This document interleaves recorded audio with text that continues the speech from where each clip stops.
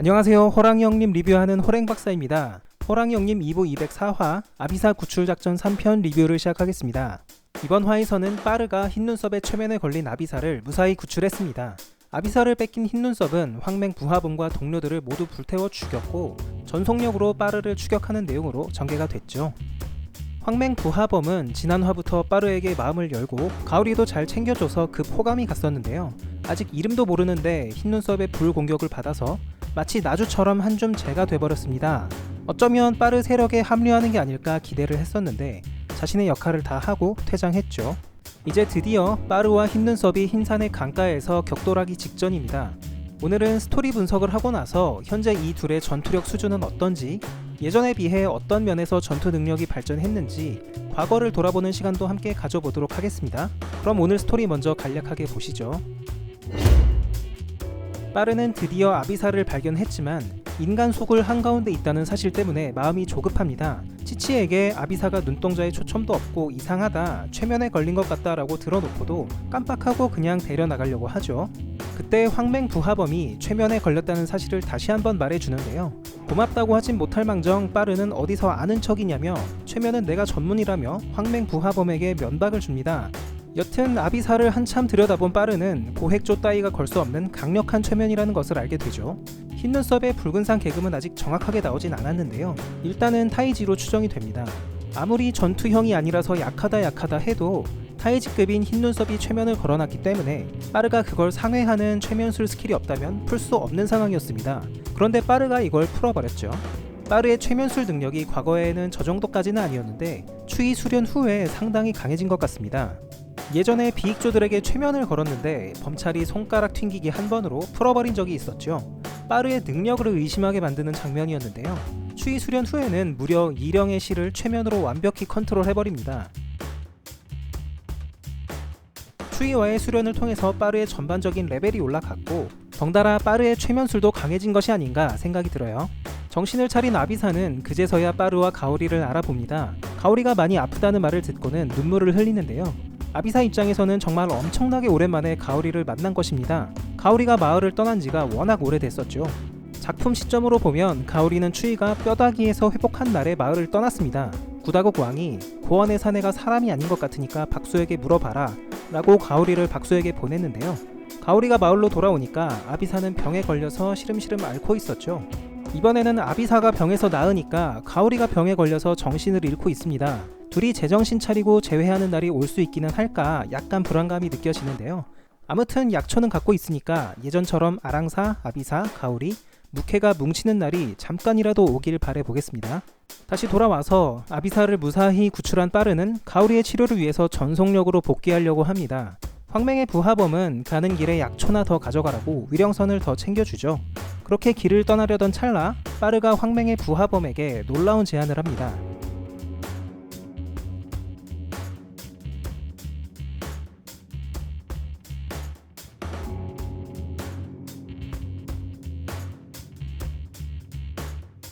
황맹의 부하범은 빠르가 훅 들어오자 당황하는데요. 일단은 괜찮다고 사양합니다. 나중에 생각 바뀌면 흰산 남쪽의 고원에서 빠르를 찾으라고 자신의 위치까지 친절하게 알려주죠. 빠르가 과거에 비해 참 많이 변화했고 어딘지 모르게 더 당당해진 느낌입니다. 2부 초반 때 같았으면 분명히 저 부하범을 물어 죽이지 않았을까 싶어요. 저놈을 살려두면 내 동선을 추적당할 수 있다. 나의 약점에 대해서 황맹에게 일러 바칠 수도 있다. 조금이라도 후환이 될 만한 놈은 살려둘 수가 없지 라면서 가차없이 죽였겠죠. 하지만 이제는 적의 부하라 하더라도 괜찮은 놈 같으면 자신의 세력으로 만들려고 하고 과거보다 자신의 강함에 대한 믿음이 더 커진 것 같습니다. 예전에는 오로지 힘으로 굴복시키려는 폭군이었는데 조금 더 주인공다운 대인배가 된 모습이죠. 무리를 이끌 리더로서 계속 성장하는 것 같습니다. 그렇게 빠르는 길을 떠났고 황맹의 부하범은 끈이 잘 버틸까? 더 묶을 걸 그랬네 라면서 혼잣말을 합니다. 잠시 동안이었지만 빠르를 경험해보고 생각보다 괜찮은 놈이라는 판단을 한 것 같죠. 자신의 뒤를 쫓아온 동료들을 만나서 얘기하는 걸 들어보면 우리 속도로는 못 쫓아간다 라고 하면서 자기 선에서 추적을 단념시키려고 합니다. 혹시라도 황맹이 추적을 중단한 이유를 캐물으면 속도를 늦추려고 약초를 달았는데 다 떨구고 갔다라고 미리 변명거리도 만들어뒀죠. 빠르에 대해 그놈 완전 개차반이다 라는 소문이 돌았던 것 같은데 듣던 것과 달라서 더 깊은 인상을 받은 것 같습니다. 하긴 빠르가 흰산 근처로 들어와서 했던 짓들을 생각하면 그렇게 소문이 날만도 하죠. 두만강 인근에서 인지를 이용해서 노마저를 잔인하게 죽이기도 했고, 툭하면 부하들 패고 때리고 욕하던 게 일상이었으니까요.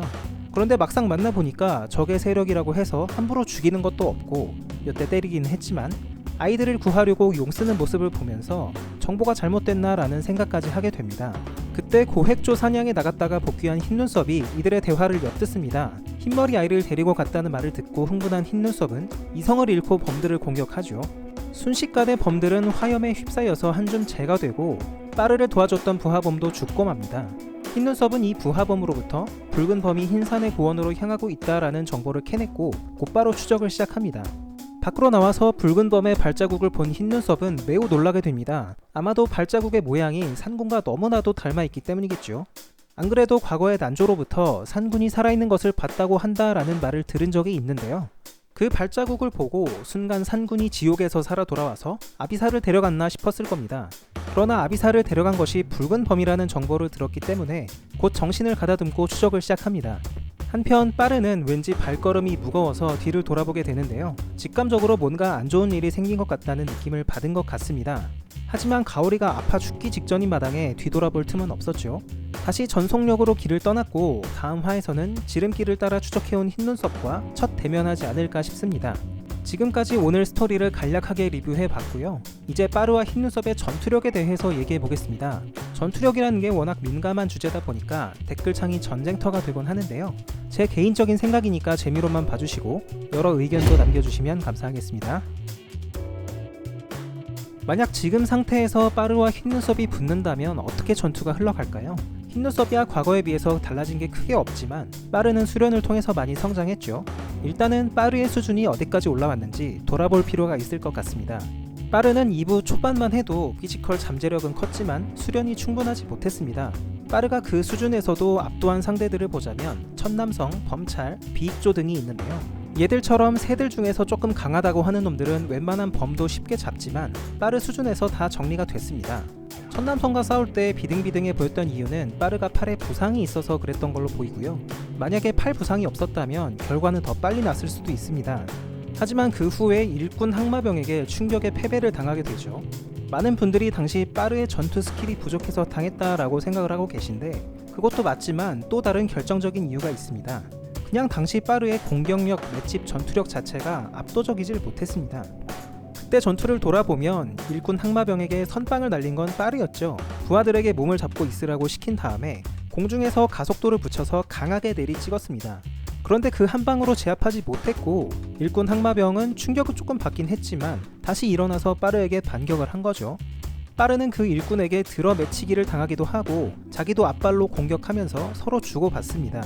그러다가 결국은 공중에서 카운터 어택을 당하게 된 것이죠. 여기서도 빠르의 맷집이 조금 강해진 상태였다면 정신을 다시 차리고 그 일꾼을 해치웠겠지만 맷집이 그다지 강하질 않았습니다. 카운터 한 방 맞고 정신을 잃어버렸죠. 그 일꾼 항마병은 분명히 빠르보다 모든 면에서 열세였지만 빠르가 압도적이지 못했기 때문에 단 한 방의 카운터로 무너졌다고 볼 수 있습니다. 그 후로 추위의 수련이 시작됐고 통나무 훈련을 시작으로 나중에는 탄화모까지 소화하면서 피지컬 자체가 엄청나게 상승하게 됩니다. 호도협 사거리만 봐도 과거 대비 몇 배 이상 늘어났다는 걸 알 수가 있죠.